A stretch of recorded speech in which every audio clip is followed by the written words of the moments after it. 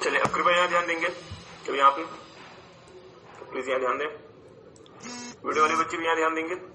चलिए तो डियर, हमने आपके साथ लास्ट क्लास में शुरू किया था फंक्शनल स्ट्रेटेजीज या फिर फंक्शनल लेवल स्ट्रेटेजीज। ज्यादा समय न लेते हुए हम 2 मिनट में आपको थोड़ा सा रिकैप दे देते हैं। याद करिए लास्ट क्लास में डियर आपने देखा था कि हमारी जो स्ट्रेटेजीज होती हैं ये 3 लेवल्स पे बनती हैं। पहला होता है डियर कॉर्पोरेट, जहां पे कंपनी एज अ होल की स्ट्रेटेजीज बनती हैं। फिर दूसरा होता है बिजनेस या फिर डिविजनल, जहां पे हम स्पेसिफिक बिजनेस या फिर डिवीजन के लेवल की स्ट्रेटेजीज बनाते हैं। और तीसरा होता है डियर जिसको हम नाम देते हैं फंक्शनल, जहां पे फंक्शनल लेवल की स्ट्रेटेजीज बनती है। जैसे फॉर एग्जांपल एप्पल के सीईओ यदि एप्पल कंपनी की स्ट्रेटेजी बनाते हैं तो उसे हम क्या नाम देंगे, कॉर्पोरेट लेवल स्ट्रेटेजी।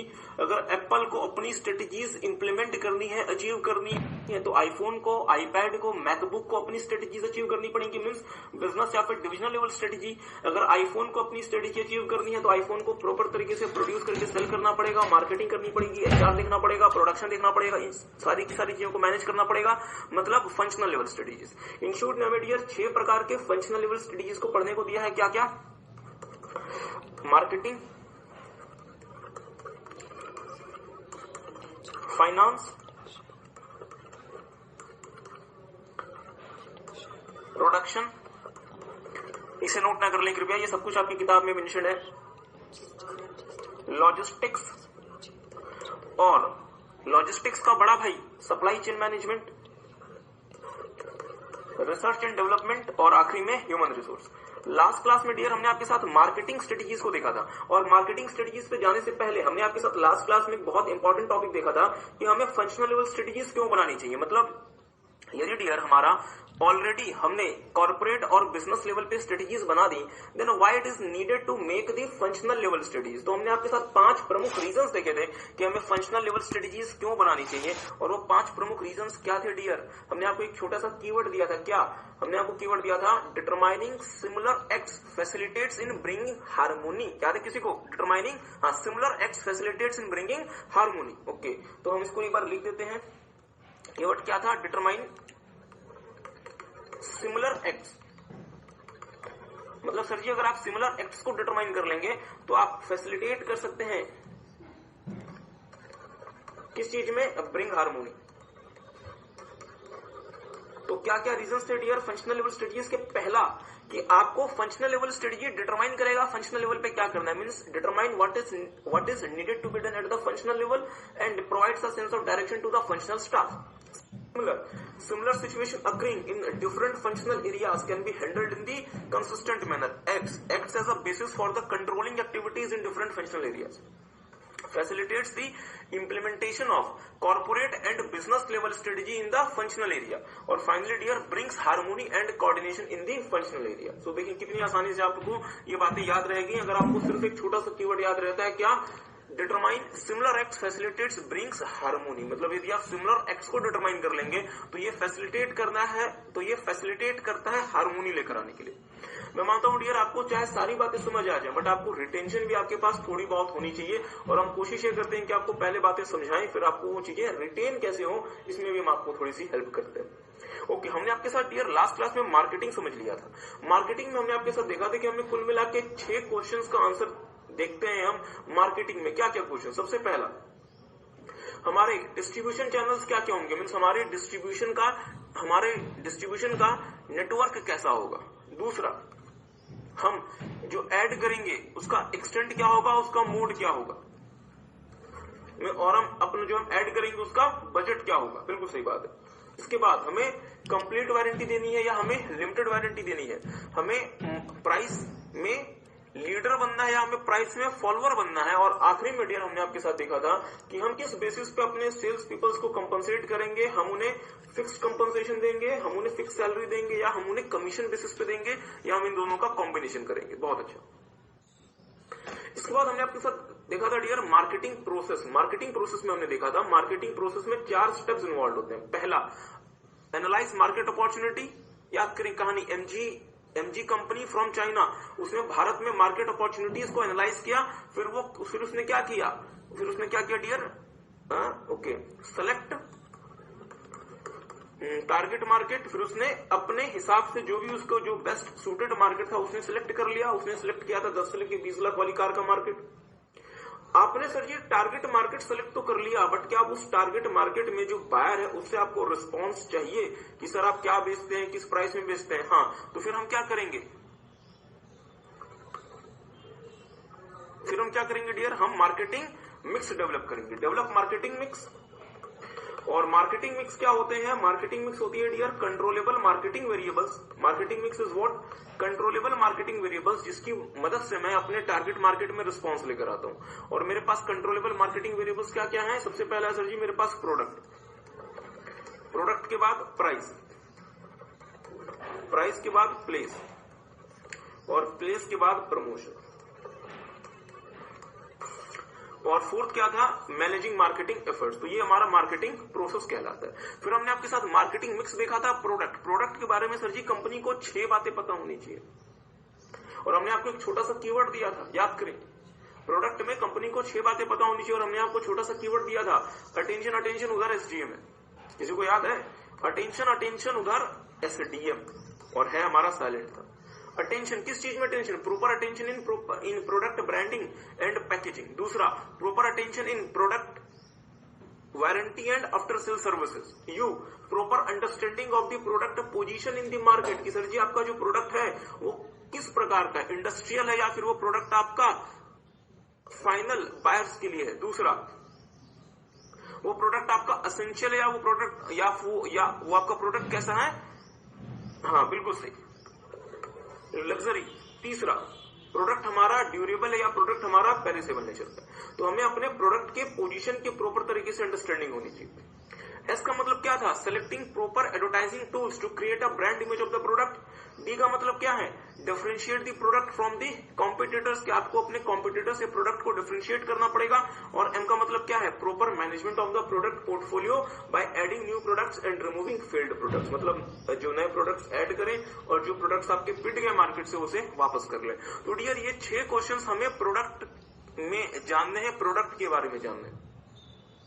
सो आई होप आपको याद रहेगा कीवर्ड क्या था? अटेंशन, अटेंशन उधर एसडीएम है।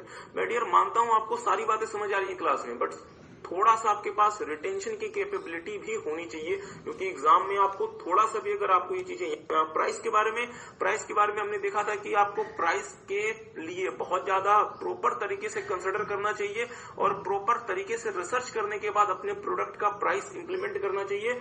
बहुत बार ये देखा गया है कि जो कंपनीज हैं वो गलत प्राइसिंग पॉलिसी की वजह से उनके प्रोडक्ट फेल हो जाते हैं, और वो सक्सेस अचीव नहीं कर पाती जो वो अचीव कर सकती थी। थ्योरेटिकली आप कॉस्ट प्लस प्राइसिंग पॉलिसी अपना सकते हैं, जहां पे आप प्रोडक्ट को जो सेल करेंगे अपनी कॉस्ट में मार्जिन ऐड करके सेल कर देंगे, पर practically cost plus pricing policy use नहीं होती। प्रैक्टिकली मार्केट प्राइस यूज होता है, मींस जो प्राइस मार्केट में प्रेवेल कर रहा होता है आपको उसी प्राइस को अडॉप्ट करना पड़ता है, आपकी मजबूरी होती है। नए प्रोडक्ट की प्राइसिंग करते समय 3 बातों का ध्यान रखना पड़ता है। पहला, प्राइस ऐसा हो जिसमें ये प्रोडक्ट कस्टमर को एक्सेप्टेबल हो।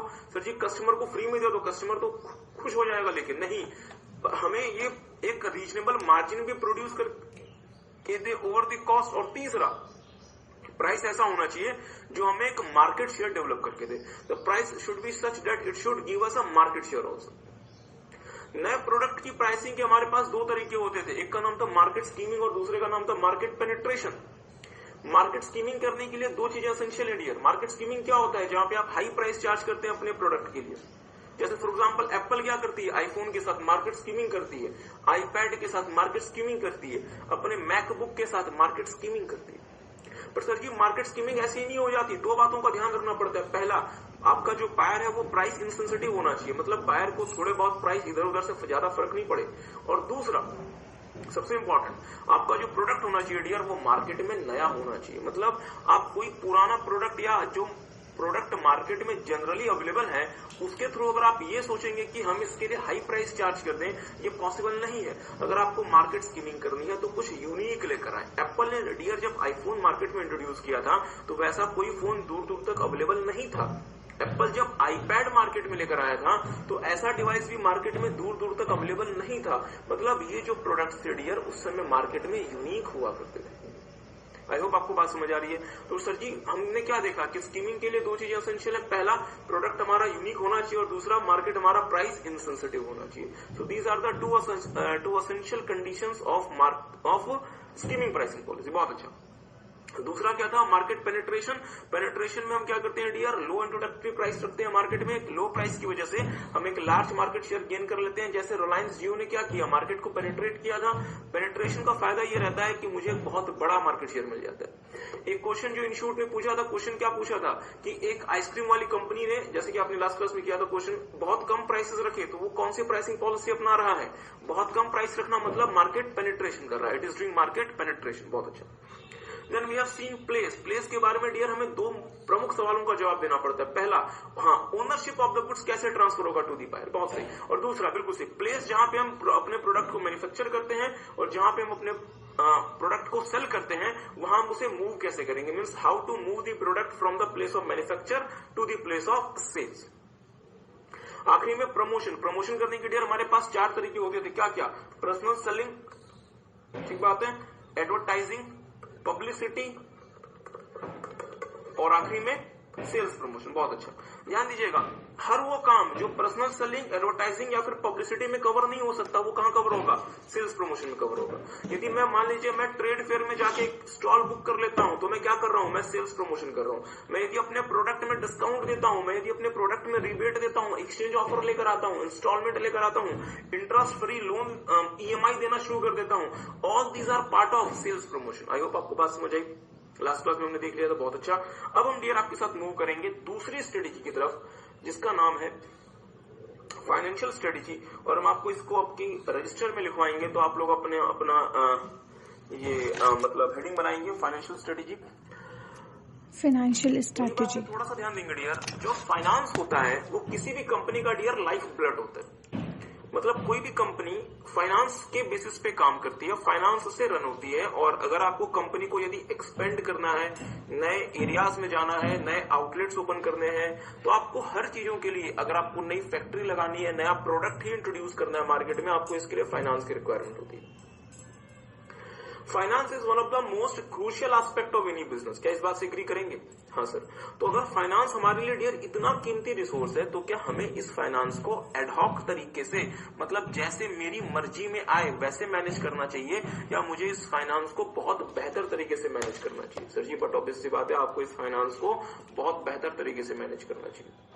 एग्री करते हैं? तो फाइनेंशियल स्ट्रेटेजी डियर किसी भी कंपनी के लिए सबसे ज्यादा क्रूशियल स्ट्रेटेजी होती है कंपनी को सफलता हासिल करने के लिए। बहुत बार क्या होता है, कंपनी सिर्फ और सिर्फ फाइनेंस को सही प्रकार से मैनेज न कर पाने की वजह से मार्केट में बहुत ज्यादा नुकसान उठा लिया करती है, और कंपनी की जो क्रेडिट रेटिंग्स हैं वो क्रेडिट रेटिंग्स बहुत बुरी तरीके से गिर जाती है। इंस्टीट्यूट ने हमें कहा कि फाइनेंशियल स्ट्रेटेजी में कुछ मुख्य फैसले जो हमें लेने पड़ते हैं वो क्या है। पहला फैसला कि हम शॉर्ट टर्म बेसिस का फाइनेंस रेज करें, मीडियम टर्म के लिए फाइनेंस रेज करें, या हम लॉन्ग टर्म के लिए फाइनेंस रेज करें। मतलब हमें फाइनेंस जो रेज करना है वो हमें किस ड्यूरेशन के लिए फाइनेंस रेज करना है, शॉर्ट टर्म के लिए रेज करना है, मीडियम टर्म के लिए रेज करना है, या फिर लॉन्ग टर्म के लिए रेज करना है। दूसरा, अगर हमें कोई एसेट चाहिए तो उस एसेट को हम लीज पे लें या हम उसे परचेज कर लें। जैसे कि आपने शायद एफएम में देखा होगा लीज वर्सेस बाय डिसीजन, किसी ने देखा हुआ है? तो लीज अगर आप डियर एसेट को लीज पे लेते हैं तो उसके अलग एडवांटेज होते हैं, और यदि आप एसेट को परचेज करते हैं तो इसके अलग एडवांटेज होते हैं। जैसे for example, just for the sake of a bit of understanding, जो आप लीज रेंटल पे करते हैं वो डियर आपका टैक्स डिडक्टेबल अमाउंट होता है, तो इससे आपको टैक्स का बेनिफिट मिल जाता है। तीसरा, कितना कैश हमें अपने हैंड में रखना चाहिए, मतलब कितना कैश कंपनी के पास पड़ा होना चाहिए, क्योंकि डियर अननेसेसरली कैश अपने पास होल्ड करके रखने का फायदा नहीं है। अगर आप अननेसेसरली कैश अपने पास होल्ड करके रख रहे हैं, इसका इंपैक्ट क्या होगा, वो पैसा जो आप मार्केट में लगा के इंटरेस्ट कमा सकते थे, आप इंटरेस्ट नहीं कमा पाएंगे। एग्री करते हैं? तो मुझे ऑप्टिमम अमाउंट ऑफ कैश अपने पास रखना चाहिए, इतना कैश भी नहीं रखें कि हम अदरवाइज हम इंटरेस्ट कमा सकते थे जो हमारा लूज हो जाएगा। और सर जी इतना कम कैश भी अपने पास मत रखो इंटरेस्ट कमाने के चक्कर में कि आपके पास कैश का लिक्विडिटी क्राइसिस आ जाए, मींस आपके पास पैसा ही बिजनेस को करने के लिए ना बचे। चौथा, हम अप्रोप्रिएट पे आउट रेशियो को डिटरमाइन करेंगे। जैसा कि आपको पता है डियर, कंपनी बाउंड नहीं होती इक्विटी शेयर होल्डर्स को डिविडेंड पे करने के लिए। और कंपनी क्या करती है, कंपनी चाहे तो बिल्कुल भी डिविडेंड इक्विटी वालों को पे ना करे, इक्विटी वाले कुछ नहीं कर सकते, और क्या करे 100% पैसा रिटेन कर ले। और कंपनी चाहे तो कुछ डिविडेंड पे भी कर सकती है। और सर जी होता क्या है, तब तो आप बोलोगे कि सर इससे तो अच्छा यही रहेगा ना कि कभी भी डिविडेंड पे ना करे। नहीं डियर, ये कोई बहुत अच्छा नियम नहीं है, या ये कोई बहुत अच्छी स्ट्रेटेजी नहीं है कि आप डिविडेंड बिल्कुल ना पे करें। आपको थोड़ा बहुत डिविडेंड पे करना भी चाहिए। मान लीजिए कि कंपनी के पास कोई अच्छा इन्वेस्टमेंट प्रपोजल नहीं है।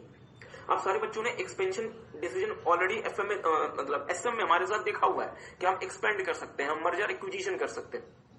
लेट्स से कंपनी के पास फिलहाल कोई अच्छा एक्विजिशन का प्रपोजल नहीं है, कंपनी फिलहाल स्टेबिलिटी स्ट्रेटेजी को अपना रही है, तो क्या अननेसेसरली कैश अपने पास होल्ड करके रखना कोई फायदा है? क्या उसे रिटेन करके रखने का फायदा है? या इससे ज्यादा अच्छा क्या है कि हम ना ये जो कैश है ये अपने शेयर होल्डर्स को डिस्ट्रीब्यूट करते हैं डिविडेंड के फॉर्म में। एग्री करते हैं?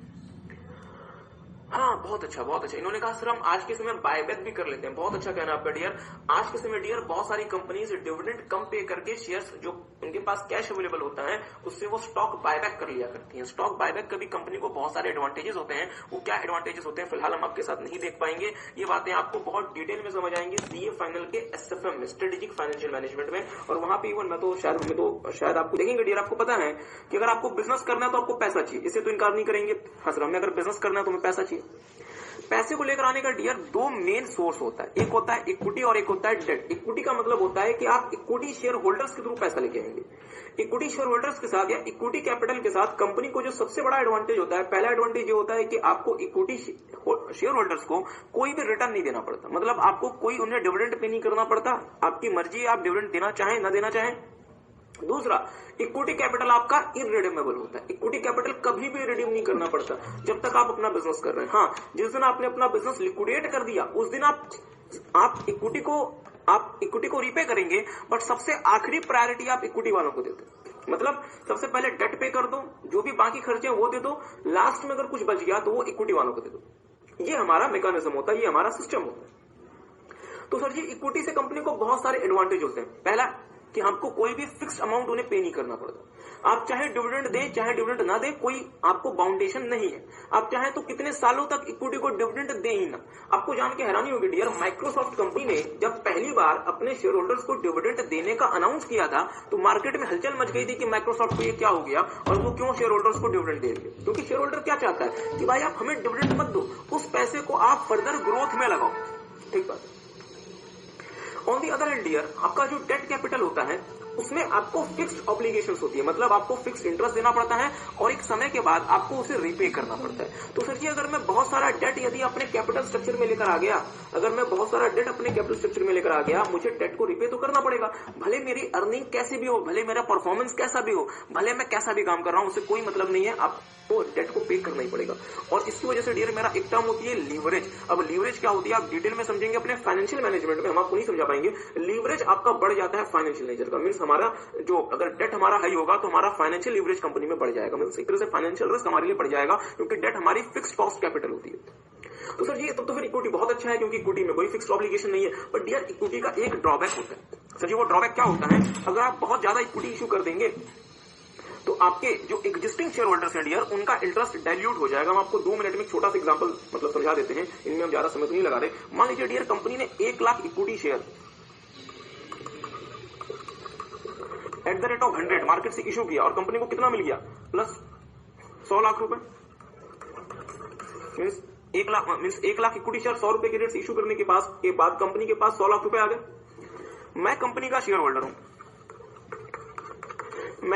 जब कंपनी का इशू आया था मैंने 30,000 शेयर खरीद लिए। मैंने क्या कर लिया डियर, 30,000 शेयर मैंने परचेज कर लिए।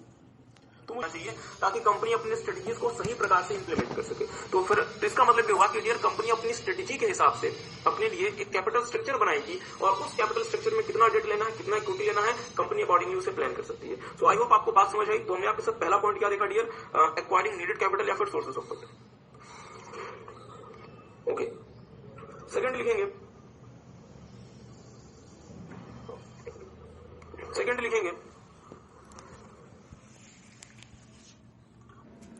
अभी तक हमने देखा फाइनेंशियल स्ट्रैटेजी। फाइनेंशियल स्ट्रैटेजी में सबसे पहले तो हम फिनेंस को बता देंगे कि फिनेंस क्या होता है. Finance is one of the most important component of the business. Major decision to be made here. और यहाँ पे कौन से डिसीजन लिए जाते हैं? 4 तरह के डिसीजन लिए जाते हैं कि rising, short term, medium term और लॉन्ग टर्म फाइनेंस. मीन्स कौन सा फाइनेंस रेज करना है, whether the assets procure on lease और बाय. ठीक है. फिर amount of cash to be kept in hand. And fourth one is determining the appropriate dividend pay out ratio. Okay. Now major aspects of the financial strategy are. Financial strategy के कुछ aspects होते हैं. ठीक है. इसमें से total 3 या 4 aspects होते हैं. तो हमें सबसे पहला एक्सपेक्ट देखना है कि एक्वायरिंग नीडेड कैपिटल और source of fund. Many times company में B in need of funds. There are 2 basic sources of funds. इसमें हमें ये बता देना है कि sources of fund mean और capital कहाँ से अरेंज कर सकते हैं, या तो इक्विटी से या तो डेट से. ठीक है. The mix of the equity and debt capital used by the company to run its business is called capital structure. ठीक है. Both the debt and equity source of the capital have their own advantages and disadvantages. Having too much debt in the capital structure can increase the financial leverage of the organization and can cause serious trouble for the company in the low earning period. क्यों? क्योंकि यहाँ पे जो date है उसको हमें fix interest देना पड़ता है, उनका रीपेमेंट करना पड़ता है. तो अगर कंपनी की अर्निंग लो हो गई तो उस केस में कंपनी को, ऑर्गेनाइजेशन को ट्रबल हो सकता है. फिर it is because the obligation related to the debt, interest and the principal have to met irrespective of the performance of the company. ठीक है. On the other hand, there is no fixed obligation associated with the equity capital. Okay. But having too much equity can dilute the interest of the existing shareholder. Hence, companies should determine the appropriate mix of the debt and equity in its capital structure to implement its strategy successfully. ठीक है. Done.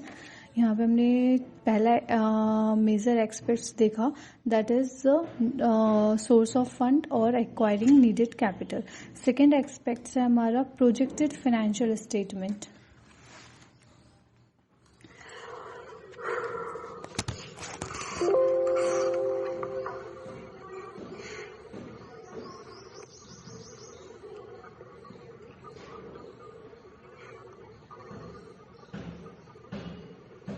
जब हमने आपके साथ देखा था strategic management model या फिर स्टेजेस, तो हमने देखा था कि स्ट्रेटेजी को इंप्लीमेंट करने के बहुत सारे ऑल्टरनेटिव रास्ते हो सकते हैं.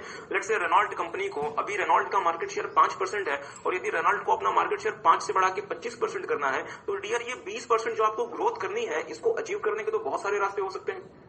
हो सकता है सर जी कि हम अपने प्राइसेस में लोगों को क्या दे दें, डिस्काउंट दे दें, हम नया मॉडल इंट्रोड्यूस कर दें, हम इंटरेस्ट फ्री लोगों को ईएमआई देना शुरू कर दें, हम एडवर्टाइजमेंट में ज्यादा पैसा लगाना शुरू कर दें. मींस बहुत सारे ऐसे रास्ते हैं. हम R&D में ज्यादा पैसा खर्च करना शुरू कर दें, हम भारत के रूरल एरियाज में अपने आउटलेट्स को इंक्रीज करना शुरू कर दें, हम इलेक्ट्रिसिटी वेक्टर बनाना शुरू कर दें. Means there can be an number of ways through which I can achieve my strategy. But dear, क्या अलग अलग स्ट्रेटेजिक अप्रोच या अलग अलग स्ट्रेटेजिक ऑल्टरनेट्स का अलग अलग इंपैक्ट हो सकता है कंपनी में? हाँ सर, अलग अलग स्ट्रेटेजिक ऑल्टरनेट का अलग अलग इंपैक्ट हो सकता है. तो क्या मैं आंख बंद करके किसी भी स्ट्रेटेजिक ऑल्टरनेट को चूज कर लूं और उसे इंप्लीमेंट कर दूं, या मुझे प्रॉपर तरीके से उन सारे स्ट्रेटेजिक ऑल्टरनेट्स का एनालिसिस करना पड़ेगा, और इस एनालिसिस के बाद जो बेस्ट स्ट्रेटेजिक ऑल्टरनेट होगा मैं उसे चूज करूंगा? सर जी, ये तो बट ऑब्वियस सी बात है. क्या है? इन शॉर्ट कहता है सबसे अच्छा तरीका है हर एक स्ट्रेटेजिक ऑल्टरनेट का प्रोजेक्टेड फाइनेंशियल स्टेटमेंट बना दो. मतलब मान लीजिए आपके पास 4 स्ट्रेटेजिक ऑल्टरनेट है अपनी स्ट्रेटेजी को इंप्लीमेंट करने के, तो स्ट्रेटेजिक ऑल्टरनेट 1 का प्रोजेक्टेड फाइनेंशियल स्टेटमेंट बना दो, स्ट्रेटेजिक ऑल्टरनेट 2 का प्रोजेक्टेड फाइनेंशियल स्टेटमेंट बना दो, स्ट्रेटेजिक ऑल्टरनेट 3 का प्रोजेक्टेड फाइनेंशियल स्टेटमेंट बना दो, और स्ट्रेटेजिक ऑल्टरनेट 4 का प्रोजेक्टेड फाइनेंशियल स्टेटमेंट बना दो. और जो भी आपको बेस्ट रिजल्ट देगा उस स्ट्रेटेजी को इंप्लीमेंट कर दो. कहानी खत्म. सिंपल सी बात. इसके साथ साथ डियर, जो पैसा आप लेकर आ रहे हैं और उस पैसे को जो आप लेकर आएंगे, मींस उसका सोर्स और उसका इस्तेमाल कैसे करना है, क्या ये भी प्रॉपर तरीके से होना चाहिए? हाँ सर. तो इसके लिए आप फाइनेंशियल बजट्स बनाओ. जैसे डियर आपने कॉस्टिंग में आपने चैप्टर पढ़ा होगा जिसका नाम होगा लेबर रिलेटेड बजट्स हो सकते हैं. तो फिर आपको क्या करना है? प्रोजेक्टेड फाइनेंशियल स्टेटमेंट्स बनाने हैं ताकि आप बेस्ट स्ट्रेटेजिक ऑल्टरनेट चूज कर सकें, और साथ साथ फाइनेंशियल बजट्स बनाने हैं ताकि पैसा कैसे आएगा और पैसे को इस्तेमाल कैसे करना है इसके बारे में आपको जानकारी मिले. तीसरा पॉइंट लिखेंगे डियर से, कुल मिला के now projected cash flow, projected financial statement. projected financial statement, there may be different alternative ways of implementing the strategy. Each alternate way may have different impact on the organization. Hence, it is important for the company to make projected financial statement of all the different strategic alternatives. The projected financial statement will help the entity to select the most appropriate strategic alternative. Okay, in addition to this means ये projected financial statement बनाने हर alternative हर strategy हर alternative strategy का projected financial statement बनाने के अलावा company को should also make financial budget that will determine how funds will be obtained and utilized. Various type of fund could be cash budget, sales budget, labor budget, etc. Now, third one is management or uses of fund. या फिर से हम utilisation of fund भी बोल सकते हैं. Kind of management of fund, uses of fund या फिर यूटिलाइजेशन ऑफ द फंड. ध्यान दीजिएगा. मुझे एक बात बताएंगे, आपने लेट से इक्विटी से पैसा रेज कर लिया या आपने लेट से डेट से पैसा रेज कर लिया, क्या उस पैसे को प्रॉपर तरीके से इस्तेमाल करने का मैकेनिज्म होना चाहिए? हाँ सर. अगर मान लीजिए आपने पैसा रेज किया है for the purpose of some capital asset, क्या आपको नई फैक्ट्री बनानी है, बट आपने उस पैसे का इस्तेमाल करके अपने क्रेडिटर्स को पेमेंट कर दी, तो क्या इससे कंपनी को लॉन्ग टर्म कंसिक्वेंसेस का सामना करना पड़ सकता है? हाँ सर, क्योंकि वो पैसा हमने फैक्ट्री के लिए लिया था, हमने इस्तेमाल कहां कर दिया? अपने शॉर्ट टर्म लायबिलिटीज को पे करने के लिए इस्तेमाल कर दिया. और उस पैसे से हमें एक नया एसेट क्रिएट करना था, हमें एक नया कैपिटल एसेट क्रिएट करना था, बट उस पैसे से हमने शॉर्ट टर्म लायबिलिटीज पे ऑफ कर दी. इससे ज्यादा बुरा कंपनी के लिए क्या हो सकता है? तो डियर, अगर आपकी कंपनी में प्रॉपर तरीके से पैसे को, फंड को, कैपिटल को मैनेज करने का मैकेनिज्म नहीं है, तो कंपनीज को अपनी स्ट्रेटेजीज को अचीव करने में, कंपनी को अपनी स्ट्रेटेजी को अचीव करने पे सिग्निफिकेंट परेशानियों का सामना करना पड़ सकता है. एग्री करते हैं? तो मेरे साथ साथ देखेंगे, if company do not have a proper mechanism of managing और utilizing the funds, it may result in suboptimal utilization of funds and may cause serious troubles in successfully implementing the strategy. तो अगर आप proper तरीके से अपने fund को इस्तेमाल नहीं करेंगे तो फंड का डियर सब ऑप्टिमल यूटिलाइजेशन होगा, जिससे कंपनी की स्ट्रेटेजी को अचीव करने में आपको खासी परेशानियों का सामना करना पड़ सकता है. फंड्स को डियर आप रेज कर सकते हैं for the purpose of some fix asset, मतलब आप कोई फिक्स एसेट के लिए इस्तेमाल कर सकते हैं, फिर आप कोई हो सकता है कि किसी प्रकार के कोई मतलब शॉर्ट टर्म एसेट के लिए आप फंड रेज कर सकते हैं, या ये भी हो सकता है कि आप अपने किसी बिजनेस ऑब्लिगेशन को मीट ऑफ करने के लिए फंड रेज कर सकते हैं. जैसे फॉर एग्जांपल बहुत बार डियर क्या होता है, मान लीजिए कि यदि आपका कोई लोन पे ऑफ करना है, आपको मींस आपने कोई डिवेंचर इशू किया था, आपको यदि डिवेंचर्स पे ऑफ करने हैं, तो कंपनी क्या करती है, नए डिवेंचर्स इशू कर देती है मार्केट में, नए डिवेंचर्स को मार्केट में फ्लोट कर देती है ताकि पुराने डिवेंचर्स को हम पे ऑफ कर सकें. अब मेरी बात पर ध्यान दीजिएगा. लेट्स से डियर हमें डिवेंचर्स पे ऑफ करने थे 500 करोड़ के, और हमने इसके लिए नए डिवेंचर्स इशू कर दिए 500 करोड़ के, और उन 500 करोड़ में हमने कंपनी के हमने अपने जो हमारे थे, क्या कहते हैं उसे, मतलब क्रेडिटर्स, हमने उनको पेमेंट कर दी. तो मुझे एक बात सोच के बताएंगे डियर, 500 करोड़ का जो डिवेंचर था जिसको पे ऑफ करने का टाइम आ गया, उसके लिए आपने 500 करोड़ के फिक्स्ड कर्ज और ले लिए, और आपने इससे पेमेंट किसकी कर दी, शॉर्ट टर्म लायबिलिटीज की. मुझे बताएं ऐसी कंपनी का क्या भविष्य होगा? बहुत खराब भविष्य होगा. इनी हाउ इसमें लास्ट पॉइंट लिखेंगे डियर, मतलब point number 4, evaluating the worth of the business. Evaluating the worth of the business. नहीं, आज ये सिलेबस, आज ये चैप्टर आपका कंप्लीट नहीं होगा, एक और क्लास लग जाएगी. लिखेंगे इवेल्युएटिंग द. सो हमने देखा यूटिलाइजेशन ऑफ फंड में the way of fund is managed you और used has a very significant impact on the strategy. If company do not have a proper mechanism of managing or utilizing the fund, it may result in suboptimal utilization of fund and may cause serious trouble in successful implementing the strategy. Fund may be raised for the purpose of capital assets, current assets, or meeting some business obligation. Now, fourth one is evaluating the worth of the business. Most important. Evaluating the worth of the business. Worth का मतलब होता है business की कीमत कितनी है. बहुत बार dear, मैं अगर अपना बिजनेस कर रहा हूं तो बहुत बार मुझे अपने बिजनेस की कीमत पता करनी पड़ती है. सर जी, आपको अपने बिजनेस की कीमत क्यों पता करना पड़ती है? बहुत सारे रीजन हो सकते हैं डियर. मान लीजिए मैं किसी दूसरे बिजनेस के साथ मर्ज कर रहा हूं, तो क्या मुझे पता होना चाहिए मेरी बिजनेस की कीमत कितनी है? हाँ सर. मान लीजिए मुझे पता चला कि मेरे बिजनेस की कीमत है 5 लाख करोड़ और सामने वाले पार्टी के बिजनेस की कीमत है सिर्फ और सिर्फ 20,000 करोड़, तो क्या मैं उससे मर्ज होऊंगा या मैं उसे अक्वायर कर लूं क्योंकि हम बहुत बड़ी कंपनी, हम बेवजह मर्ज क्यों? दूसरा, लेट्स से मुझे किसी दूसरे बिजनेस को अक्वायर करना है, तो डियर अगर हमें बिजनेस को अक्वायर करना होता है, खरीदना होता है, तो जनरली पेमेंट कैश में नहीं होती, जनरली पेमेंट मेरी कंपनी के इक्विटी शेयर्स में होती है। ये बातें थोड़ी सी आपको सीए फाइनल में ज्यादा अच्छे से जाके समझ आएंगी, बट इन शूट ने डाला हुआ तो हम क्या कर सकते हैं। मतलब ये हुआ कि लेट्स से मुझे मान लीजिए किसी बिजनेस को खरीदने के लिए 20,000 करोड़ रुपए देने हैं, तो नॉर्मली क्या होता है 75% तक जो पेमेंट होती है डियर वो इक्विटी शेयर्स में होती है और 20 से 25% की जो पेमेंट होती है वो कैश में होती है। तो अगर मुझे इक्विटी शेयर्स में अपने इक्विटी शेयर में पेमेंट करनी है तो मुझे अपने इक्विटी शेयर की कीमत तो पता होनी चाहिए कि मेरे इक्विटी शेयर की कीमत कितनी है। हाँ सर, इसके लिए मुझे मेरे बिजनेस की कीमत पता होनी चाहिए। यदि मान लीजिए डियर मैं किसी नए बिजनेस में डाइवर्सिफाई कर रहा हूं, मुझे लेट से लोन एक्सेट्रा लेना है, तो हो सकता है कि मुझे अपने बिजनेस की वर्थ का पता होना चाहिए, या मैं लेट से अपने आप को एक्सपेंड कर रहा हूं तो भी मुझे अपने बिजनेस की वर्थ का पता होना चाहिए। सिर्फ इतना ही नहीं डियर, हमने आपके साथ डियर कुछ ग्रैंड या फिर मास्टर स्ट्रेटेजीज की थी, याद करें। वहां पे हमने देखा था कि हमारे पास कुछ प्रमुख स्ट्रेटेजीज होती है जैसे स्टेबिलिटी, एक्सपेंशन, रिट्रेंचमेंट और कॉम्बिनेशन। रिट्रेंचमेंट स्ट्रेटेजी में डियर एक स्ट्रेटेजी होती थी जिसका नाम था डाइवेस्टमेंट। डाइवेस्टमेंट का मतलब क्या होता है कि आपके बिजनेस के बहुत सारे हिस्से हैं, आपने कोई एक पर्टिकुलर पार्ट या कंपोनेंट बिजनेस का बेच दिया, पूरी कंपनी बंद नहीं की। यदि पूरी कंपनी बंद कर देंगे क्या कहलाएगी? लिक्विडेशन। आपने सिर्फ बिजनेस का एक पर्टिकुलर पोर्शन, एक पर्टिकुलर डिवीजन बेचा है, तो यदि मैं अपने बिजनेस का एक डिवीजन बेच रहा हूं तो क्या मुझे उसकी कीमत पता होनी चाहिए कि ये डिवीजन कितने का है, या मैं औने पौने दाम पे बेच दूं, मुझे सर उसकी कीमत पता होनी चाहिए। इसका मतलब ये हुआ डियर कि बहुत बार मुझे यदि अपना स्ट्रेटेजिक अप्रोच, या मुझे अगर अपनी स्ट्रेटेजी इंप्लीमेंट करनी है, और लेट्स से मेरी स्ट्रेटेजी मुझे इंप्लीमेंट करनी है और मेरी स्ट्रेटेजी में है लेकिन हमें किसी दूसरी कंपनी का एक्विजिशन करना है, तो उस स्ट्रेटेजी को इंप्लीमेंट करने के लिए डियर मुझे अपने बिजनेस की वर्थ पता होनी चाहिए, वैल्यू पता होनी चाहिए। एग्री करेंगे? एक और छोटी सी बात, इसमें बहुत इंटरेस्टिंग लाइन हमने आपको लिखवाई है।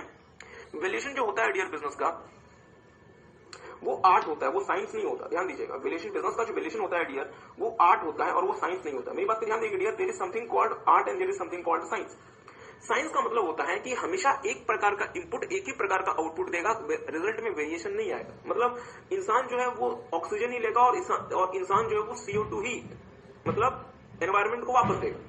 मीन्स हम O2 लेंगे और हम CO2 वापस करेंगे। It is science. और इस संसार में चाहे जो भी इंसान हो वो यही करेगा, हो सकता है कोई एक्सेप्शन भी हो, एनी हाउ। तो साइंस का मतलब होता है जहां हर बार आपको सेम रिजल्ट मिलेगा। बट डियर आर्ट का मतलब होता है कि अलग अलग व्यक्ति आर्ट अपने अपने हिसाब से कर सकते हैं, और अलग अलग वैल्यूएशन अप्रोच का अगर आप लगाते हैं अलग अलग वैल्यूएशन अप्रोच को, तो हो सकता है बिजनेस की वैल्यू अलग अलग निकले। इसका मतलब ऐसा नहीं होगा कि हमेशा एक ही बिजनेस की वैल्यू निकलेगी। मींस हो सकता है मेरे लिए बिजनेस की वैल्यू कुछ और हो और सामने वाली पार्टी के लिए बिजनेस की वैल्यू कुछ और हो। हम आपको एक छोटा सा एग्जांपल देना चाहेंगे, मेरी बात पर ध्यान दीजिएगा। हम आपको एक छोटा सा एग्जांपल देना चाहेंगे। Let's say it is a glass of water और उसमें पानी भरा हुआ। It is a glass of water और उसमें पानी भरा हुआ। ठीक बात है। 3 लोग खड़े। Evaluating the worth of the business. Many times, entity has evaluated the worth of its business for the purpose of merger, acquisition, diversification, or expansion-related strategies. Sometimes, the worth of the business may be evaluated to implement the retrenchment strategy like divestment, etc. Value of business is an art, not the science.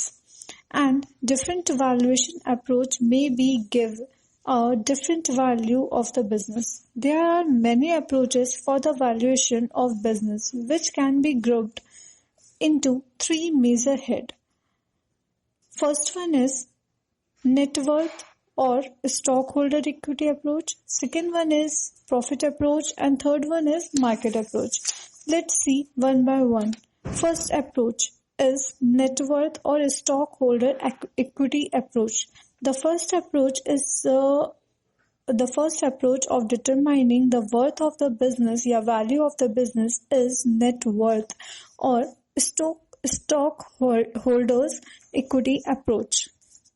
So यहाँ पे पहले तो paid up capital of the equity share ले लिया जाएगा, उसमें add करेंगे हम सिक्योरिटीज प्रीमियम और we can say additional paid up capital, उसमें ऐड करेंगे रिटेन्ड अर्निंग, तो हमारा आ जाएगा नेट वर्थ या फिर stock holder equity. Okay, then इसमें ऐड कर देंगे गुडविल, और जो भी एसेट्स का एडजस्टमेंट होगा, अगर मान लीजिए कोई भी फिक्टिशियस एसेट्स है तो उसे माइनस कर दिया जाएगा, अगर किसी एसेट्स में डाउनफॉल आ रहा है तो उसे माइनस कर दिया जाएगा, और किसी एसेट्स में अगर अपफॉल लाइक अपवर्ड हो रहा है, ठीक है, उसकी वैल्यू बढ़ रही है, तो आप वहां पे उसे ऐड कर दोगे। जब ये सब कुछ कर लेंगे, सारे एडजस्टमेंट कर लेंगे, तो जो वैल्यू आएगी that is your worth of the business. So net worth या फिर stock holder equity is not equal to worth of the business. ठीक है, वर्थ ऑफ द बिजनेस निकालने के लिए हमें गुडविल और एसेट्स का एडजस्टमेंट भी करना होता है। ठीक है, नाउ सेकेंड अप्रोच था प्रॉफिट अप्रोच। देखो, इन this approach the worth of the business is determined on the basis of current और एवरेज प्रॉफिट। तो वर्थ ऑफ द बिजनेस हमें निकालना है, तो एज पर द इंस्टीट्यूट कहा जाता है कि 5 टाइम्स, तो इंटू 5 कर देंगे, तो जो करंट प्रॉफिट है या एवरेज प्रॉफिट है कंपनी का, उसमें इंटू 5 कर देंगे, तो हमारा आ जाएगा वर्थ ऑफ द बिजनेस। ये जो 5 टाइम्स है, इसको इंक्रीज और डिक्रीज भी किया जा सकता है, but for examination purpose ICAI ने 5 सजेस्ट किया है, तो हमें 5 यूज करना होगा। Now third approach is a market approach. In this approach, worth of the business is determined on the basis of market. There are 3 methods in this approach. ठीक है, market approach में total 3 method है। First one is price of similar company approach, second one is outstanding share approach, and third one is price earning ratio approach. ठीक है, तो हम देखते हैं पहला price of similar company approach. The worth of the business is determined on the basis of selling price of the similar company. ठीक है, second one is outstanding share approach. Worth of the business is equal to जितना भी outstanding share है, number of share outstanding into कर देंगे market price of share plus जो premium है। ठीक है, तो ये हमारा आ जाएगा outstanding share approach, means number of share, जितने भी शेयर कंपनी के शेयर आउटस्टैंडिंग है, इनटू कर देंगे मार्केट प्राइस, उस मार्केट प्राइस में हम जो प्रीमियम है वो भी ऐड कर देंगे। Premium is the amount which could be charged by the person willing to sell his share. Premium वो अमाउंट हो सकता है जो पर्सन चार्ज करेगा, जो भी वो अपने शेयर सेल कर रहा होगा। ठीक है, now third method is price earning ratio, जिसे अपन PE रेशियो अप्रोच भी कहते हैं। In this approach worth of the company is calculated by dividing the market price of equity share of the company with the annual earning per share, and then multiply this number by the firm average net income of last 5 years. तो इसका formula क्या बन जाएगा? Market price by dividing market price of the equity shareholder of the company with market price divided by the equity share of the company with the annual price earning per share.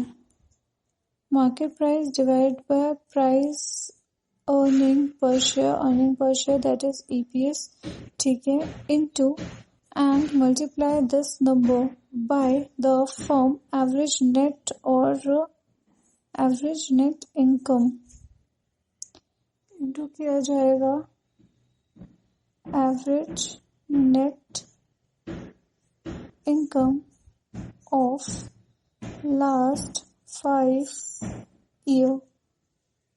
समझा?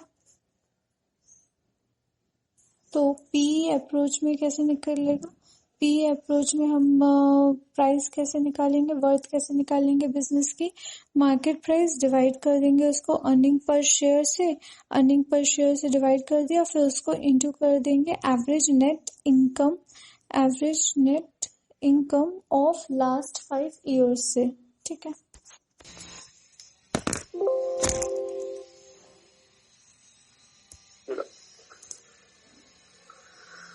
तो सारे बच्चे आएंगे human resource strategy पे। हाँ, इसके बाद जो स्ट्रेटेजीज हमारी बच जाएंगी वो हम आपके साथ अगली क्लास में करेंगे। मेरी बात क्लियर, थोड़ा सा ध्यान दीजिएगा। मुझे एक बात बताएंगे डियर, स्ट्रेटेजी फॉर्मुलेट कर लेना ही काफी है या इसे इंप्लीमेंट करना पड़ेगा? सभी इसे इंप्लीमेंट करना पड़ेगा। आपको पता है डियर, स्ट्रेटेजी फॉर्मुलेट कौन करता है? टॉप लेवल, मतलब मैनेजर टाइप लोग। इंप्लीमेंट कौन करता है? एम्प्लॉय।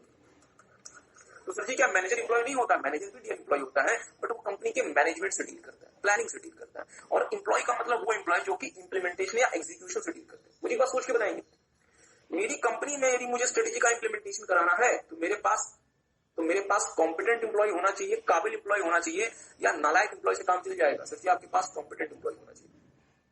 ये बात डियर पहले कंपनीज को समझ नहीं आती थी कि एम्प्लॉय का भी कोई रोल होता है हमारी स्ट्रेटेजी को अचीव करके देने में।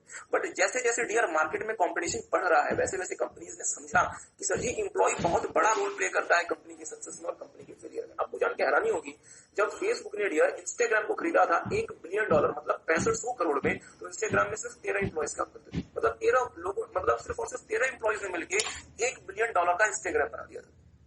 जब फेसबुक ने व्हाट्सएप को खरीदा था डियर, तो व्हाट्सएप में भी कुछ 100 एम्प्लॉयज, मेरे हिसाब से विदिन 100 एम्प्लॉयज काम करते थे व्हाट्सएप में। मतलब सिर्फ 100 लोगों की छोटी सी टीम ने व्हाट्सएप जैसा इतना बड़ा बिजनेस चालू करके रखा हुआ था। इसका मतलब ये डियर कि आज के समय हमारा जो एम्प्लॉय है वो हमारे लिए एक स्ट्रेटेजिक एसेट बनता जा रहा है। ध्यान दीजिएगा, हमारा एम्प्लॉय आज के समय हमारे लिए एक स्ट्रेटेजिक एसेट बनता जा रहा है। और कंपनी के लिए डियर इसलिए बहुत महत्वपूर्ण है कि वो अपने ह्यूमन रिसोर्स का खास ध्यान रखे, अपने ह्यूमन रिसोर्स को बहुत अच्छे तरीके से चलाए, क्योंकि ये जो ह्यूमन रिसोर्स है ये मेरे लिए स्ट्रेटेजिक ह्यूमन रिसोर्स बनता जा रहा है। क्या मेरी बात आप समझ पाए? मतलब यदि मुझे अपना स्ट्रेटेजी अचीव करनी है, मुझे अपनी स्ट्रेटेजी अचीव करनी है, तो मेरा जो ह्यूमन रिसोर्स है it is going to play a very significant role in the implementation of the strategy. और यदि मेरी स्ट्रेटेजी, लेट्स से यदि मेरा ह्यूमन रिसोर्स मेरे साथ अच्छे से काम नहीं करता तो मेरी स्ट्रेटेजी इंप्लीमेंट नहीं होने वाली, मेरी स्ट्रेटेजी बैठ जाएगी। क्या मेरी बात से कोई एग्री करेगा? सो डियर आज के समय हमारा जो ह्यूमन रिसोर्स होता है डियर, वो स्ट्रेटेजी के नेचर का ह्यूमन रिसोर्स होता है, जो कंपनी के सक्सेस में और कंपनी के फेलियर में बहुत सिग्निफिकेंट रोल प्ले करता है। इसलिए आपको आज के समय डियर ह्यूमन रिसोर्स एस्पेक्ट में बहुत ज्यादा ध्यान देना पड़ता है। तो मेरे साथ साथ देखेंगे हमने आपके साथ क्या क्या बातें बोली,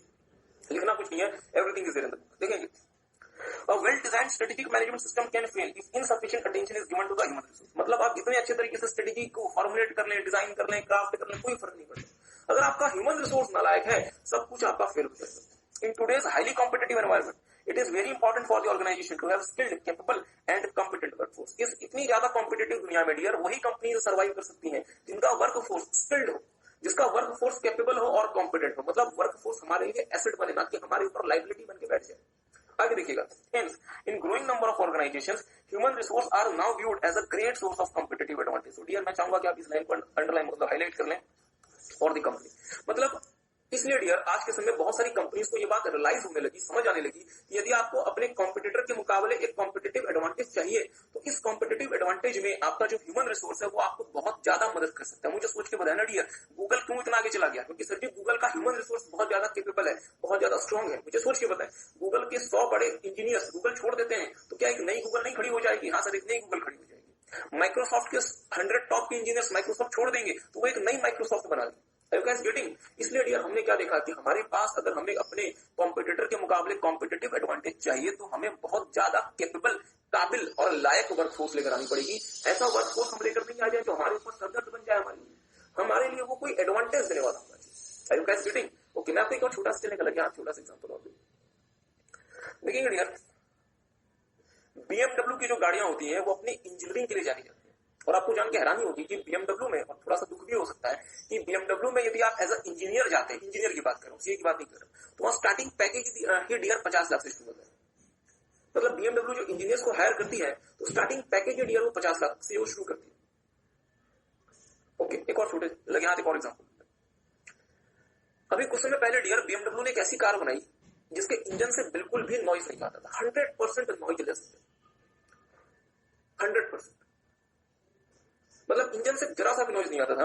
अब BMW को ये डर लगा कि भाई अगर इंजन बिल्कुल भी नॉइज नहीं करेगा तो हो सकता है कि जो ड्राइवर वो सो ना जाए, इसलिए उनको फर्जी तरीके से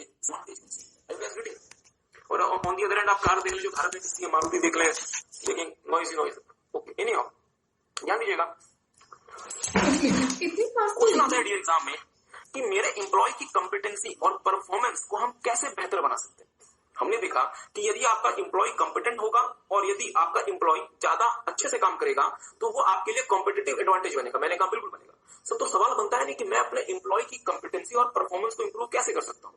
इन शॉर्ट कहता है कि भाई ऑर्गेनाइजेशन 4 बातों का ध्यान रखना, और 4 बातों का अगर आप ध्यान रखोगे तो आप अपने एम्प्लॉयज की कंपिटेंसी और परफॉर्मेंस बढ़ा सकते हो। और वो 4 बातें क्या है? जब आप अपने एम्प्लॉय को रिक्रूट कर रहे होगे, जब आप अपने एम्प्लॉय को अपनी कंपनी में सिलेक्शन कर रहे होगे, तो काबिल लोगों को लेकर आना, मतलब नालायक लोगों को सेलेक्ट ही मत करना। ऐसे लोगों को सेलेक्ट ही नहीं करना जो कि ट्रबल मेकर, सेलेक्ट ही काबिल लोगों को करना। एक बात है, चले आपने काबिल लोगों को सिलेक्ट किया, बट यदि सर जी काबिल लोगों को प्रॉपर तरीके से आप अगर ट्रेनिंग नहीं दोगे तो वो कॉम्पिटेंट लोग इनकॉम्पिटेंट हो जाएंगे। तो उनके ट्रेनिंग का विशेष ध्यान रखना। एक व्यक्ति तभी तक कॉम्पिटेंट रहता है डियर जब तक उसके परफॉर्मेंस को सराहना मिले, मतलब परफॉर्मेंस अप्रेजल का मैकेनिज्म बहुत अच्छा रखना। मुझे परफॉर्मेंस की मेरी बहुत ज्यादा मुझे सराहना मिलती है कि नहीं सर जी बहुत अच्छा काम करते हो, बहुत अच्छा काम करते हो, सैलरी कुछ नहीं, सैलरी के नाम पे बहुत कम, तो क्या ऐसे में मेरा मोटिवेशन डाउन नहीं हो जाएगा? हाँ सर, क्योंकि इन रियलिटी अगर आप इतनी मेहनत कर रहे हैं सीए बनने के लिए तो क्यों कर रहे हैं सर जी? ताकि फ्यूचर में आपको एक अच्छा कॉम्पनसेशन पैकेज मिले। तो इसलिए कंपनी को अपने कॉम्पनसेशन प्रैक्टिसेस का भी ध्यान रखना पड़ेगा।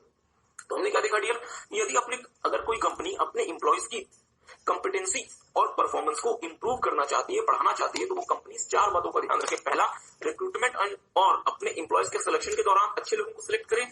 ट्रेनिंग का खास ध्यान रखें ताकि ट्रेनिंग देकर आप एम्प्लॉयज की क्षमता बढ़ा सकते हैं। अगर आप एम्प्लॉयज के परफॉर्मेंस का सही प्रकार से अप्रेजल करेंगे तो इससे एम्प्लॉयज को अपने परफॉर्मेंस को बढ़ाने में मदद मिलेगी। एम्प्लॉय को क्या लगेगा कि नहीं, अगर मैं अच्छा परफॉर्म करता हूं तो वो मेरे परफॉर्मेंस को रिकॉग्निशन मिलेगी, मुझे उसका रिवॉर्ड मिलेगा। और फाइनली कंपनसेशन, अगर आप अच्छा कंपनसेशन पैकेज देंगे तो आपका जो एम्प्लॉय है वो ज्यादा मेहनत से काम करेगा, ज्यादा कॉन्फिडेंट तरीके से, ज्यादा अच्छे से परफॉर्म करेगा। तो मेरे साथ साथ देखेंगे recruitment and selection. The workforce will become more competent if firm can successfully identify, attract and select the more competent applicants. मतलब सर जी अगर आप काबिल लोगों को लेकर आएंगे तो वो एम्प्लॉय अच्छे से काम कर पाएंगे, ज्यादा परफॉर्म कर पाएंगे, इसकी प्रोबेबिलिटी बढ़ जाती है। बट यदि आप नाकाबिल लोगों को लेकर आएंगे, नालायक लोगों को लेकर आएंगे, तब सर जी वो एम्प्लॉयज कैसा काम करेंगे आप खुद ही सोच सकते हैं। दूसरा, ट्रेनिंग, एम्प्लॉय आपका ज्यादा कॉम्पिटेंट होगा यदि आप उसे सही प्रकार से ट्रेनिंग देते हैं उसके काम को लेकर। तीसरा, अप्रेजल ऑफ परफॉर्मेंस, आपकी कंपनी में एम्प्लॉय के परफॉर्मेंस को अप्रेज करने का डियर एक अच्छा मैकेनिज्म होना चाहिए। यदि एम्प्लॉय को ऐसा लगता है कि मेरी परफॉर्मेंस को सराहना मिल रही है, मेरी परफॉर्मेंस को रिकॉग्निशन मिल रही है, मेरी परफॉर्मेंस को रिवॉर्ड मिल रहा है, तो एम्प्लॉय ऑटोमेटिकली अपनी परफॉर्मेंस इंप्रूव करेगा। बट सर जी रिवॉर्ड का मतलब ये नहीं कि आपने 4 लोगों को बुलाया, एक सर्टिफिकेट पढ़ा दिया कि हाँ सर्टिफिकेट ऑफ अप्रेजल, नहीं, साथ में कॉम्पनसेशन भी अच्छा देना।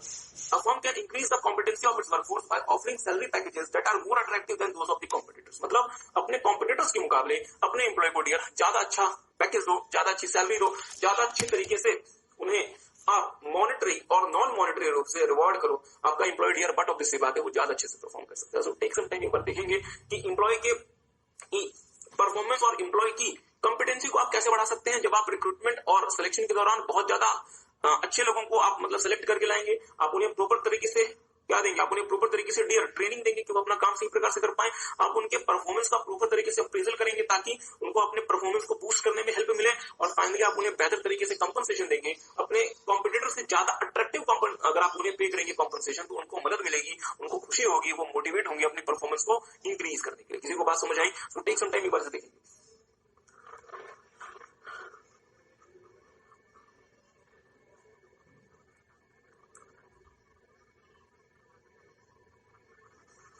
ओके, अब मेरी बात पर डियर थोड़ा सा ध्यान दीजिएगा। जैसा कि हमने आपको बताया डियर कि पहले कंपनीज ह्यूमन रिसोर्स को बहुत ज्यादा अच्छे से कंसीडर नहीं करती थी, बट अब कंपनीज को समझ आ गया कि अगर आपको अपनी स्ट्रेटेजी अचीव करनी है तो ह्यूमन रिसोर्स का खास रोल है। मतलब अगर मुझे अब अपनी स्ट्रेटेजी अचीव करनी है तो human resource is going to play very important role. और यदि मैं अपनी स्ट्रेटेजी अचीव तभी कर पाऊंगा जब ह्यूमन रिसोर्स मेरा सही प्रकार से काम करे। मतलब ह्यूमन रिसोर्स और स्ट्रेटेजी का डियर अब मिक्सिंग हो गई और एक नया टर्म क्रिएट हुआ जो कहलाता है स्ट्रेटेजिक ह्यूमन रिसोर्स मैनेजमेंट। ध्यान दीजिएगा, पहले सिर्फ ह्यूमन रिसोर्स मैनेजमेंट होता था, बट अब हमें समझ आ गया कि सर जी आपकी कंपनी में आपके लिए रिसर्च कौन करने वाला है। ऊपर से आके भगवान नहीं करने वाले, एलियंस नहीं करने वाले, आपके एम्प्लॉय आपके लिए रिसर्च करेंगे, आपके एम्प्लॉय आपके लिए मार्केटिंग करेंगे, आपके एम्प्लॉय आपके लिए प्रोडक्शन करेंगे, आपके एम्प्लॉय आपके लिए ह्यूमन रिसोर्स मैनेज करेंगे। जब सारा काम एम्प्लॉय को करना है मींस ह्यूमन रिसोर्स ही मुझे मेरा बिजनेस आगे कंटिन्यू करके देगा। तो मैं क्या करूंगा, मैं अपनी स्ट्रेटेजी को अपने ह्यूमन रिसोर्स से लिंक कर लूंगा और इसे हम नाम देते हैं स्ट्रेटेजिक ह्यूमन रिसोर्स मैनेजमेंट। क्या मेरी बात किसी को समझ आई? तो मेरे साथ साथ देखेंगे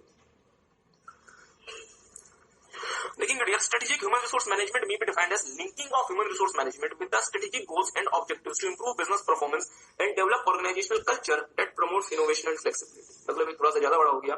सिंपल सी बात है dear, strategic human resource management का मतलब होता है जहां आप अपनी कंपनी के ह्यूमन रिसोर्स मैनेजमेंट फंक्शन को अपनी कंपनी के स्ट्रेटेजिक गोल्स और ऑब्जेक्टिव्स के साथ लिंक कर देते हैं ताकि कंपनी के परफॉर्मेंस को इंप्रूव किया जा सके। बस कहानी खत्म। आगे देखिएगा, the success of an organisation depends on its human resource. ठीक बात। The human resource management practices of the organisation can become an important source of competitive advantage. ध्यान दीजिएगा, मेरी बातें बहुत ज्यादा ध्यान दीजिएगा। हमने कहा कि ह्यूमन रिसोर्स हमारे लिए एक कॉम्पिटिटिव एडवांटेज का सोर्स बन सकता है। बिल्कुल सही बात है। इंस्टीट्यूट ने कहा कि 3 बातों का ध्यान रखना, बहुत ध्यान से मेरी बात को सुनिएगा, अदरवाइज कंफ्यूजन आएगी। आपने इसके पहले देखा था कि यदि आपको अपने एम्प्लॉयज की कॉम्पिटेंसी और परफॉर्मेंस बढ़ानी है तो 4 बातों का ध्यान रखना। क्या क्या? रिक्रूटमेंट एंड सिलेक्शन के दौरान ध्यान रखना, ट्रेनिंग के दौरान ध्यान रखना, अप्रेजल ऑफ परफॉर्मेंस का ध्यान रखना और कंपनसेशन प्रैक्टिसेस का ध्यान रखना। अगर आपको अपने एम्प्लॉयज की कॉम्पिटेंसी और परफॉर्मेंस बढ़ानी। अब हम क्या कर रहे हैं, यदि आपको अपने एम्प्लॉयज को अपने लिए कॉम्पिटिटिव एडवांटेज बनाना है अपने कॉम्पिटिटर के मुकाबले, तो 3 बातों का ध्यान रखना। क्या क्या? ये भी same Indian pre selection practices का ध्यान रखना। दूसरा, जब आप इसे सेलेक्ट कर लेंगे तो आपको उन्हीं एम्प्लॉयज को सिलेक्ट करना चाहिए जो कि आपके विजन और मिशन को पूरा करके दे। और तीसरा, पोस्ट सिलेक्शन प्रैक्टिसेस का ध्यान रखना। मतलब आपको प्री सिलेक्शन प्रैक्टिसेस में भी स्ट्रेटेजिक तरीके से सोचना है। मतलब मैं किस तरीके से अपने ह्यूमन रिसोर्स को लेकर आऊं ताकि मैं बेहतर तरीके से काम कर सकूं। जब आप सिलेक्शन कर रहे होंगे तो भी स्ट्रेटेजिक पॉइंट ऑफ व्यू से सोचें, और जब आपका सिलेक्शन हो जाएगा मींस पोस्ट सिलेक्शन भी आप स्ट्रेटेजिक तरीके से सोचें। सर जी बोलना क्या चाहते हैं, एक बार पढ़ लेते हैं। Pre selection practices like human resource planning and job analysis. मतलब जब आप अपनी कंपनी के लिए ह्यूमन रिसोर्स प्लान कर रहे होंगे कि हमें किस पोस्ट में कौन सा व्यक्ति चाहिए, किस पोजीशन में हमें कितने लोग चाहिए, इसके लिए स्ट्रेटेजिक माइंडसेट रखें ताकि लॉन्ग टर्म में इसका मुझे क्या कंसिक्वेंस होने वाला है। सिलेक्शन प्रैक्टिसेस, जब आप अपने कंपनी में एम्प्लॉयज को सिलेक्ट करने के बारे में काम कर रहे होंगे तो कंपनी का ओवरऑल विजन और मिशन का ध्यान रखेंगे कि मैं इस व्यक्ति को अगर अपनी कंपनी में लेता हूं तो ये मेरे विजन और मिशन को अचीव करने में मुझे मदद करेगा या नहीं करेगा। मतलब आप जब चार्टर्ड अकाउंटेंट को अपनी कंपनी में हायर करें तो उनसे पूछें कि क्या वो कंपनी के ओवरऑल विजन और मिशन को अचीव करने में हमारी मदद करेगा या नहीं करेगा। इसलिए इंस्टीट्यूट ने आपको सर सबसे पहले विजन मिशन पढ़ाया। और तीसरा, पोस्ट सिलेक्शन प्रैक्टिसेस, जिससे आप अपने एम्प्लॉयज के परफॉर्मेंस लेवल को इंक्रीज कर सके, आप उन्हें प्रॉपर तरीके से ट्रेनिंग दे सके, उनका परफॉर्मेंस अप्रेजल दे सके, आप उन्हें प्रॉपर तरीके से कंपनसेशन दे सके। तो अगर आप तीनों एरियाज में, प्री सिलेक्शन प्रैक्टिसेस में भी, सिलेक्शन प्रैक्टिसेस में भी और पोस्ट सिलेक्शन प्रैक्टिसेस में भी आपको डियर स्ट्रेटेजिक वे में जाके सोचना पड़ेगा। प्री सिलेक्शन प्रैक्टिसेस में जब आप ह्यूमन रिसोर्स की प्लानिंग कर रहे होंगे, जॉब एनालिसिस कर रहे होंगे तो स्ट्रेटेजिक वे में सोचें। सिलेक्शन प्रैक्टिसेस में जब आप ह्यूमन रिसोर्स को हायर करने का सोच रहे होंगे तो देखें कि क्या ये ह्यूमन रिसोर्स मेरे विजन और मिशन के साथ कोरिलेट करता है या नहीं करता। और पोस्ट सिलेक्शन प्रैक्टिसेस में जब एम्प्लॉय की सिलेक्शन हो जाएगी तो मैं उसके परफॉर्मेंस को कैसे इंप्रूव कर सकता हूं, इसके लिए आप उसे प्रॉपर तरीके से ट्रेनिंग दें, प्रॉपर तरीके से आप उसका परफॉर्मेंस अप्रेजल करें, प्रॉपर तरीके से आप उसे कंपनसेशन दें ताकि आप अपने स्ट्रेटजीज को अचीव कर सकें। आगे देखिएगा, strategic approach should be there in all stages like pre selection, selection practices and post selection practices. मतलब कंपनी को प्री सिलेक्शन के दौरान भी स्ट्रेटेजिक वे में सोचना चाहिए, जब कंपनी एम्प्लॉयज का सिलेक्शन करने बैठी तो भी स्ट्रेटेजिक वे में सोचना चाहिए, और जब कंपनी एम्प्लॉयज का सिलेक्शन कर ले, हायर कर ले, तो भी कंपनी को स्ट्रेटेजिक वे में सोचना चाहिए। आई होप आपको बात समझ आई। तो मेरे साथ एक काम करेंगे, एक बार 1 मिनट से देख लें, फिर हम आपके साथ आज का लास्ट टॉपिक करते हैं, आपको ज्यादा परेशान नहीं करेंगे। आज का लास्ट टॉपिक डियर, अब ह्यूमन रिसोर्स का फंक्शन चलाता कौन है? Human resource manager. तो सवाल ये बनता है कि ध्यान दीजिए, हमने कहा कि सर जी ह्यूमन रिसोर्स का जो फंक्शन है ये बहुत महत्वपूर्ण है। तो अब ह्यूमन रिसोर्स का फंक्शन चलाता कौन है? Human resource manager. तो सवाल ये बनता है कि ह्यूमन रिसोर्स मैनेजर मुझे कंपनी की स्ट्रेटेजी अचीव करने में कैसे मदद करता है? इंस्टीट्यूट कहता है ह्यूमन रिसोर्स मैनेजर 6 प्रमुख काम करता है। पहला, provides purposeful direction. Human resource manager dear आपकी कंपनी के एम्प्लॉयज को लीड करता है ताकि आप अपने डिजायर्ड डायरेक्शन की तरफ जाएं और आप अपना डिजायर्ड ऑब्जेक्टिव अचीव कर सकें। मतलब ह्यूमन रिसोर्स मैनेजर क्या करता है? वो लोगों को लीड करता है जहां भी आप उसे लीड करना चाहते हैं, अपने विजन की तरफ, अपने मिशन की तरफ, मतलब जो भी डायरेक्शन की तरफ आप जाना चाहते हैं उस डायरेक्शन में एम्प्लॉयज को कौन भेजेगा? सीईओ थोड़ा ना भेजेगा, ह्यूमन रिसोर्स मैनेजर भेजेगा। दूसरा, क्रिएटिंग कॉम्पिटिटिव एटमॉस्फेयर। मेरी बात पर ध्यान दीजिएगा। आपको पता है डियर, माइकल पॉटर ने 3 प्रकार की स्ट्रेटेजीज बताई थी आपको कॉम्पिटिटिव एडवांटेज गेन करने के लिए। क्या क्या? कॉस्ट, लीडरशिप, डिफरेंशिएशन और फोकस।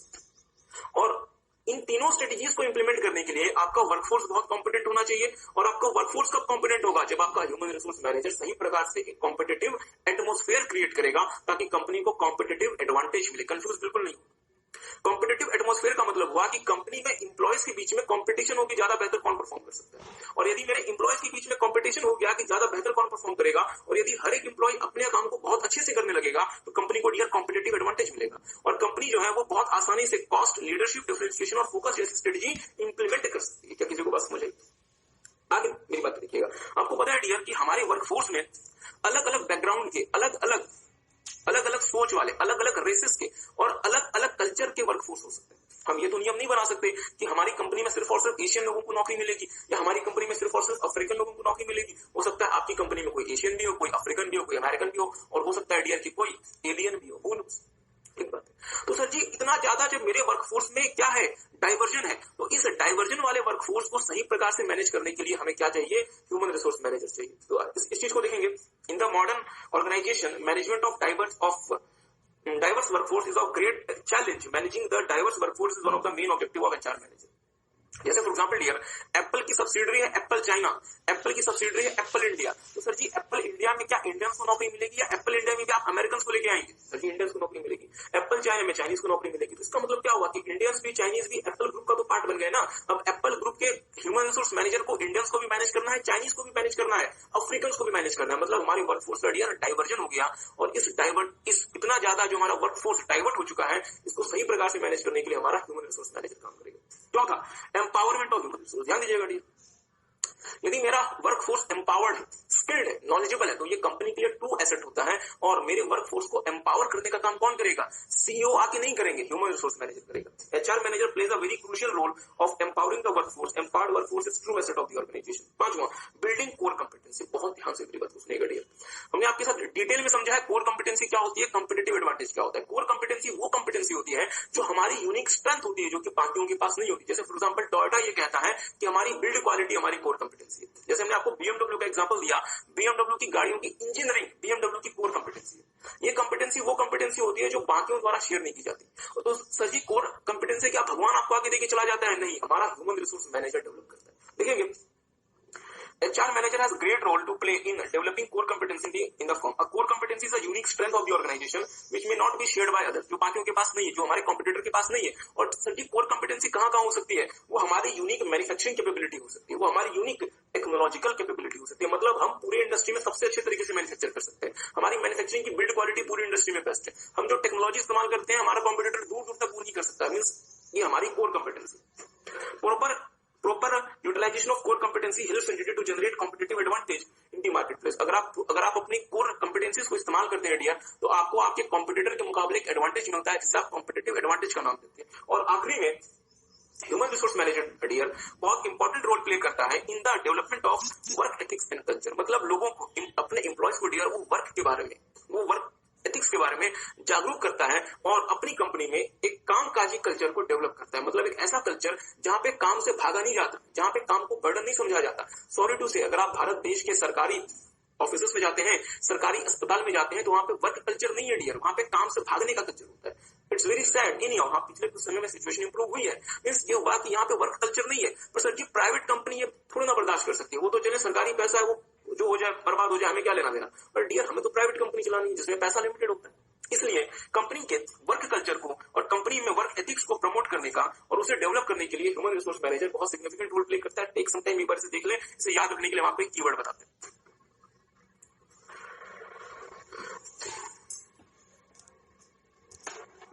मतलब बुक्स में देखेंगे, हम एक कीवर्ड लिख देते हैं। अब कीवर्ड फॉर स्ट्रेटेजिक ह्यूमन कौन प्रोवाइड, डेवलपमेंट प्रोवाइड। एम्पावर, ये हमारा कीवर्ड क्या बना? सबसे पहला डाइवर्जन, मतलब डाइवर्जन ऑफ वर्कफोर्स। इसका मतलब ह्यूमन रिसोर्स मैनेजर का वर्कफोर्स में यदि डाइवर्जन है तो उसे मैनेज करने में बहुत इंपॉर्टेंट रोल है। Create core कंपिटेंसीज। Okay, build core competency, create competitive atmosphere. ठीक बात है। Empowerment of human resource, building core कंपिटेंसीज। Okay, development of work ethics and culture, and आखिरी में डियर प्रोवाइड्स पर्पसफुल डायरेक्शन। तो आई होप आपको याद रहेगा। तो एक काम करें, मेरे साथ एक मिनट और देख लें। स्ट्रेटेजिक ह्यूमन रिसोर्स मैनेजर का जो मतलब क्या रोल प्ले करता है, उसके लिए कीवर्ड क्या है? किसी देश में क्या होता है डियर, जो मतलब पॉवर्टी होती है वो क्या करती है डियर, वो एक प्रकार का डाइवर्जन क्रिएट कर देती है और एम्पावरमेंट बिल्डिंग को रोक देती है। तो इसका सॉल्यूशन क्या है? डेवलपमेंट हमें सॉल्यूशन प्रोवाइड करेगा। मतलब क्या हुआ सर जी, सबसे पहले क्या हमारा क्या बन गया, ये क्या बन गया? डाइवर्जन ऑफ वर्कफोर्स, इसे मैनेज करना, creates competitive atmosphere, empowerment of human resource, बिल्कुल सही, building core कंपिटेंसीज, development of work ethics and culture, और प्रोवाइड्स पर्पसफुल डायरेक्शन। तो आई होप आपको ये याद रहेगा। सो टेक सम टाइम, हम आपको आधे मिनट देते हैं, एक बार अगर आप चाहें तो इसे लिख लें। अगली क्लास में डियर हमारा ये चैप्टर खत्म हो जाएगा।